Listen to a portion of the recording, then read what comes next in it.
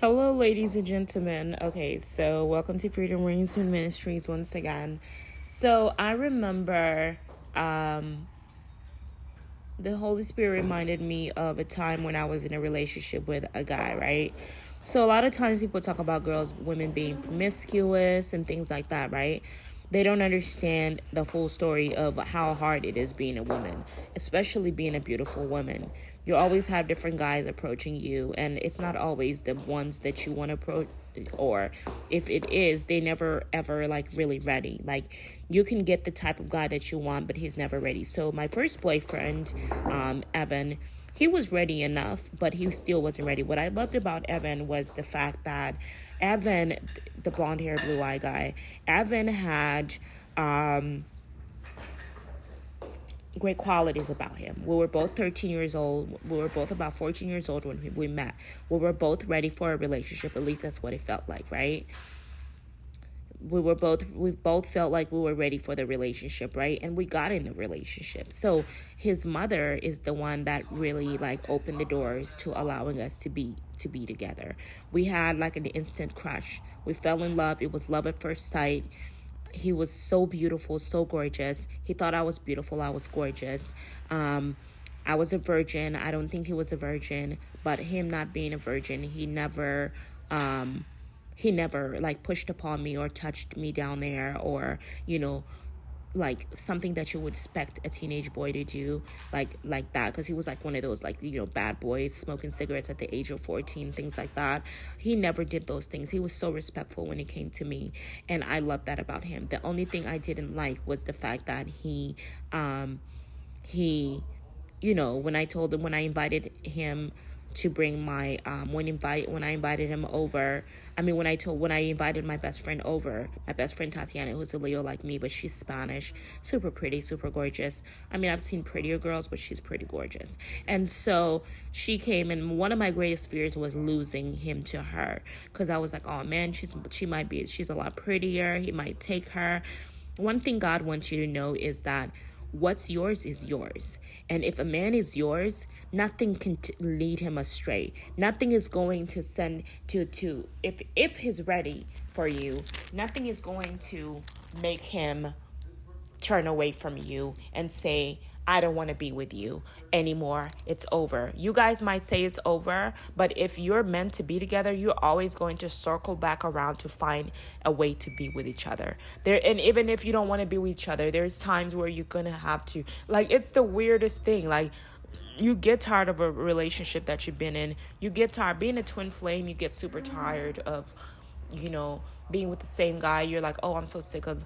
That's the reason for separation, is so the relationship could be rejuvenated. It could be new. So with these, so we got to date different guys. So as far as, like, I would say, like, I guess I'm guessing that Justin is my twin. It's not a guess. I'm pretty sure in my head, but I could be wrong. So one thing I'm saying is that he could be like just somebody that's pulling me closer to my actual twin. So I'm just going to go along with it and say that he is.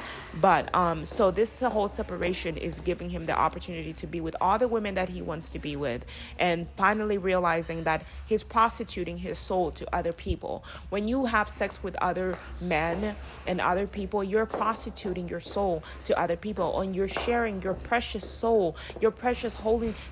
It's a bad feeling when you become a prostitute. People think that we have prostitutes, or I'm not a prostitute, just so you know, but people think that escorts and prostitutes are people that want to be prostitutes, that are addicted to sex. A lot of us are not as addicted. A lot of people that are prostitutes and escorts and strippers are not addicted to sex. There are people that have been molested and abused and forced into this industry, and now have finally discovered that they can earn a lot of money from this industry, and now they're using it, or they're stuck that way. So it's not something like, oh, like, nobody wants a girl. The female body, I don't know about other females, because every female body is different, but there are females, when they get touched at an early age, children get touched at an early age, their bodies get awakened, and they start becoming addicted to sex, but it's not necessarily because their body's addicted, because they're addicted, because they have an illness. It's because somebody started touching them at a very early age and making their body think that that's what their body needs to be better.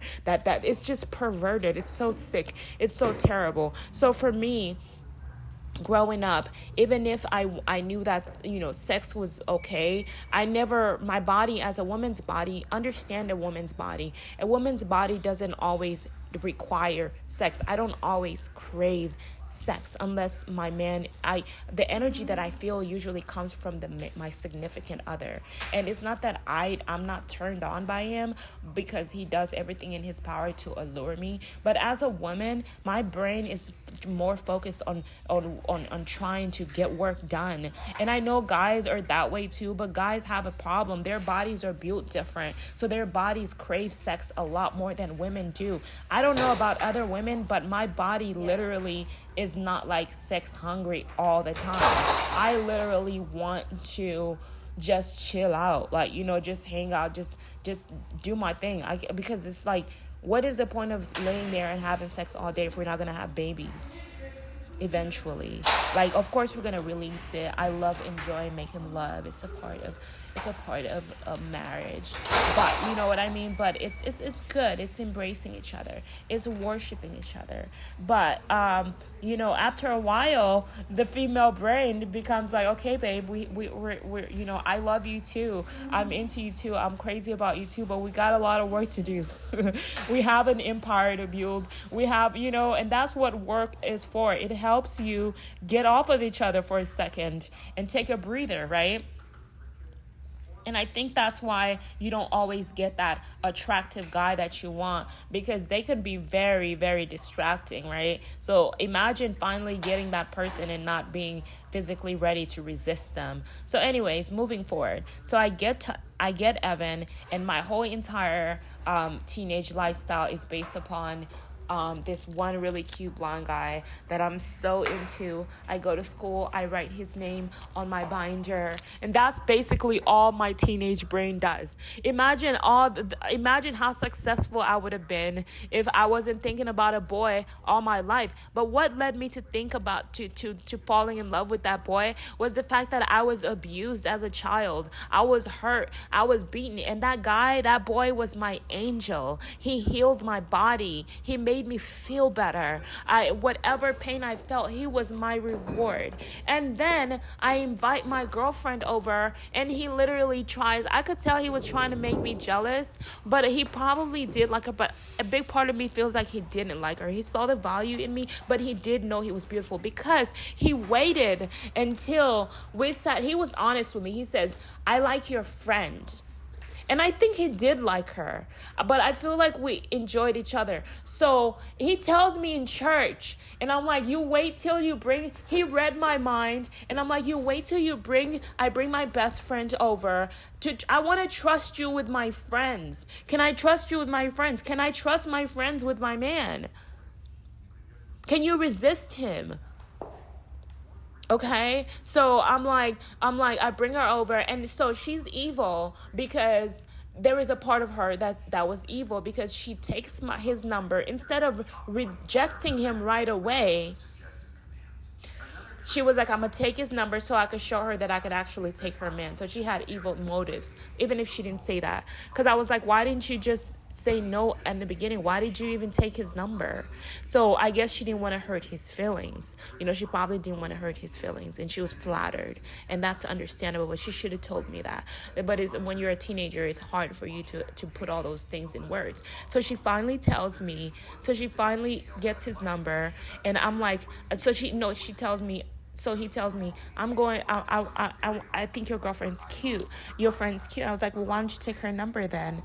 And because I'm the kind of girl that is like, I'm not going to be jealous. Like, I feel jealous, but I'm not going to stop you. Because if you try to stop a man from dating who he wants, he's going to do it anyway. He's going to do it behind your back. So I was like, if you're not made for me, then you're not made for me. I was hurting. It broke my heart every second knowing that he even would do that to me. And Evan loved that. that. He loved seeing me hurt for him because it showed him how much in love I was. And that's the sick part of guys a lot of times. They want to hurt you so they can make you feel, so they can see how much you love them, how much it's affection they feel for you. And so that was like, and I was like, later on, she ended up being like, this doesn't feel right. I can't talk to you. Guys, I'm going to tell you more about this story, to be continued, part 1.